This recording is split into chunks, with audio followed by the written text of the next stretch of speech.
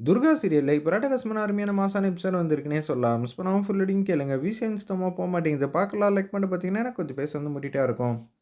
உயர் அதிகாரி வந்து ஃபோன் அடிச்சு கூப்பிடுறாங்க. நம்ம துர்கா வந்துடுறாங்க. அவங்க கிட்ட வந்து பேசிட்டு இருக்காங்க. "சார் நான் இவங்க கிட்ட தான் சார் உங்க பையன் சம்மந்தப்பட்ட விஷயத்த விசாரிக்கலான்னு சொல்லியிருக்கேன்." அப்படின்னு சொன்னோனே, எனக்கும் இவங்களுக்கும் தான் ஆகாதுன்னு உங்களுக்கு ஆரம்பத்துலேருந்து தெரியும்.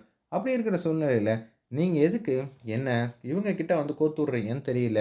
என் மேல இருக்கிற முன்பக்க காரணமாக நிச்சயம் இந்த விஷயத்த அவங்க தெளிவாலாம் விசாரிக்க மாட்டாங்கன்னு சொல்றாங்க. இத கேட்ட உடனே அவங்களுக்கு என்ன பண்ணணும், ஏது பண்ணணும்னு சுத்தமா தெரியல. "என்ன சார் நீங்க?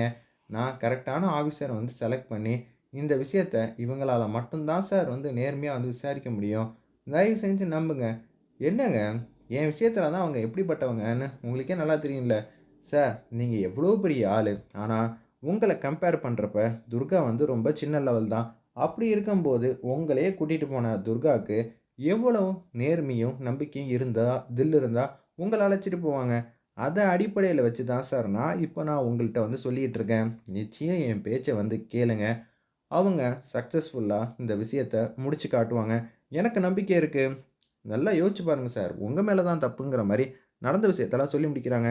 சரி, உங்க மேல இருக்கிற நம்பிக்கையினால நான் ஒத்துக்கிறேன் அப்படின்னு சொல்லிட்டு வெளில வந்துடுறாங்க. அந்த இடத்துல எதுக்கும் துர்கா கிட்ட 4, 5 வார்த்தை பேசிட்டு போயிரலான்னு சொல்லிட்டு யோசிக்கும்போது, "சார் நான் பார்த்துக்கிறேன் சார். நீங்க சீக்கிரம் கண்டுபிடிச்சிருவீங்கன்னு தெரியும். உண்மையான ஆள கூடிய சீக்கிரம் வந்து எங்க முன்னாடி நிப்பாட்டுங்கங்கிற" மாரி சொல்லிட்டு, அப்படியே வாசலுக்கு வந்து வந்துடுறாங்க. வந்த உடனே, "துர்கா நான் உன்கிட்ட பேசணும். என் மேல இருக்கிற கோவத்தினால நீ எதுவும் அசால்ட்டா ஹேண்டில் பண்ணிற மாட்டியே?" "அப்படியெல்லாம் இல்ல. நீங்க அப்படியெல்லாம் நினைக்கக்கூடாது. நான் உண்மையாவும், சத்தியமாவும் தான் எல்லாத்தையும் வந்து கையில எடுத்தது எல்லாத்தையும் நான் நிரூபிச்சு காட்டுவேன். நீங்க எதுக்கும் கவலைப்பட வேண்டாம். ஏன்னா, அன்னைக்கு உங்க மேல இருந்தது ஒரு கோவம் தான். நீங்க தப்பு செஞ்சீங்க. அதுக்கேத்த மாரி நான் உங்கள கூட்டிட்டு போயிட்டேன். பதிலுக்கு நீங்க மன்னிப்பு கேட்டுட்டீங்க. வேலை முடிஞ்சிருச்சு. அந்த விஷயத்த மனசுலயே நெனச்சுக்கிட்டு, நான் பழி வாங்குவேன்லாம் நெனைக்காதீங்க.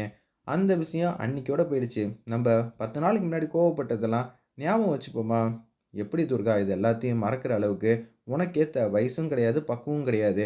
வயசான நானே இவ்ளோ கோவமா இருக்கேன். சார் கோவமும், சாப்பாடும் ஒண்ணு தான் சார். அது 2யும் ஒண்ணா தான் பார்க்கணும் அப்படின்னு சொல்றாங்க. நீ சொல்றது புரியல. 10 நாளைக்கு முன்னாடி நீங்க என்ன சாப்பிட்டீங்க? அப்படின்னு சொல்லி கேட்டோனே, நான் சாப்பாடு எனக்கு புடிச்ச சாப்பாடு தான் சாப்பிட்டுருப்பேன். ஆனா என்ன சாப்பிட்டுருப்பேன்னு தெரியாது. மத்தவங்க மேல 10 நாளைக்கு முன்னாடி கோவப்பட்டத மட்டும் ஏன் ஞாபகம் வச்சுக்கிறீங்க? சாப்பாடு போல மறந்துருங்க சார். அன்னன்னைக்கு கோவப்படலாம்.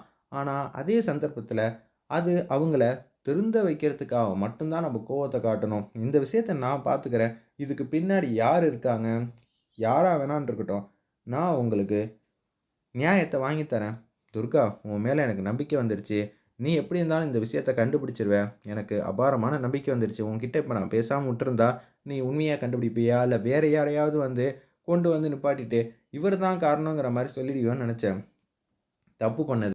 இங்க யாரா இருந்தாலும் சரி சார். நான் உங்க முன்னாடி வந்து நிப்பாட்டுவேன் சார்.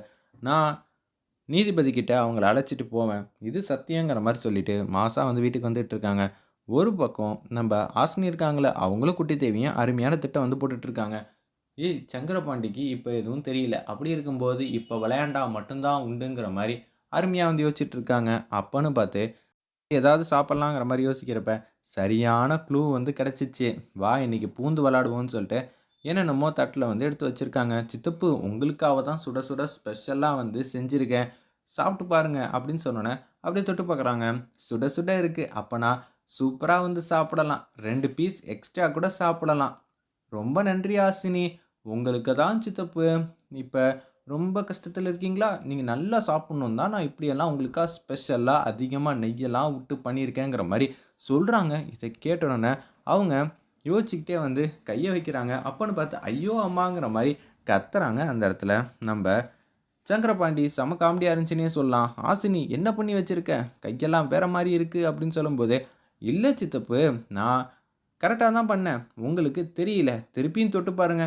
"வேணாமா சாமி, தொட்டு பார்த்து இதெல்லாம் எனக்கு தேவையா?" அப்படின்னு சொல்லி யோசிக்கிறாங்க. "அதெல்லாம் இல்ல சித்தப்பு. என் மேல நம்பிக்கை இருந்தா தொட்டு பாருங்க."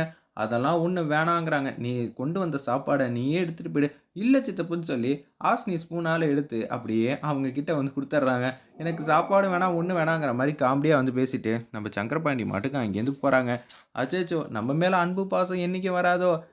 தப்பு கணக்கு போட்டுட்டோங்கிற மாரி யோசிக்கிறாங்க. வேற லெவல்ல மாஸா இருந்துச்சுன்னே சொல்லலாம். பார்ப்போம் அடுத்து என்ன சுவாரஸ்யமா கொண்டு போறாங்கன்னு.